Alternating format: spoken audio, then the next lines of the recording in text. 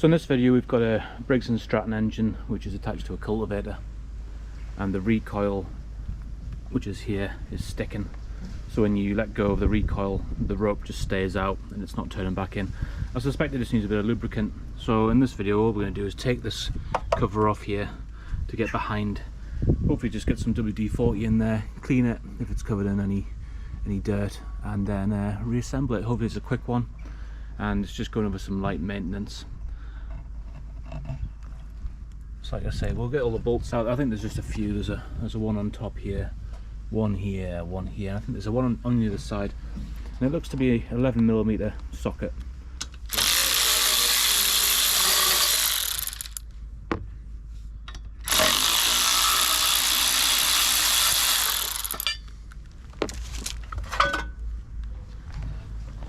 So there we go. That's the piece off. There was just 4 bolts holding it on, and now we can see inside under the cover. So obviously we've got the flywheel, air-cooled engine, so the flywheels are engines kind of like a fan orientation, and that fan there then acts upon this part which is linked to the carburetor, which just keeps the load constant. We've got the magneto here, which is in close proximity to the flywheel, which generates the voltage and current needed for the spark plug, which is on the secondary winding. This is the recoil, well, part of the recoil mechanism, and the rest of it being on the inside, just a spline shaft. So we'll have a look now. I suspect it's either this part or the actual recoil part, or both, but we'll see if we can clean them up, and then we'll put a bit of WD-40 on, reassemble it. I'll give it a pull and hopefully that should do it. I mean, there's not much to it. And then while we're in here, like I say, we'll just clean off any grass or anything that's on the engine. So looking at the back here, this bit's moving free. That's the as you recoil, the engine starts, it can wind back in without being dragged. Obviously going clockwise, that's locked, and anti-clockwise it can freewheel. So I've got this OB41 penetrating multi-purpose oil. Let's get that spray in there. Like I say, this isn't the piece that I'm worried about, but we'll just see if we can lubricate that. It looks like there is a seal in there anyway, but I think that just prawls inside, spring loaded. But this is the piece which is giving us the problem, and I'll just set it down and I'll show you what I mean.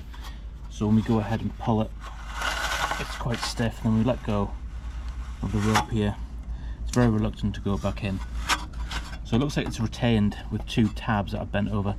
Now I don't really want to take this out in case there's the recoil spring tension comes off, but hopefully I'm just going to spray the lubricant around the outside and inside, work it back and forth for a bit, and hopefully we can dislodge some of that dirt. So got my spray here, give it a shake, and we'll go in real generous all around it.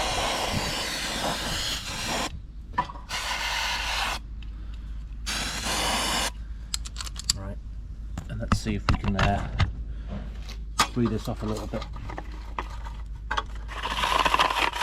I mean, already that's 1,000 times better. You can see now, as I let go, it goes all the way back in.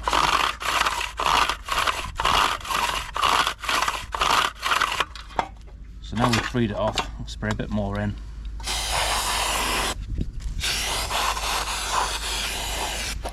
See if you can't drain if there's any dirt in there.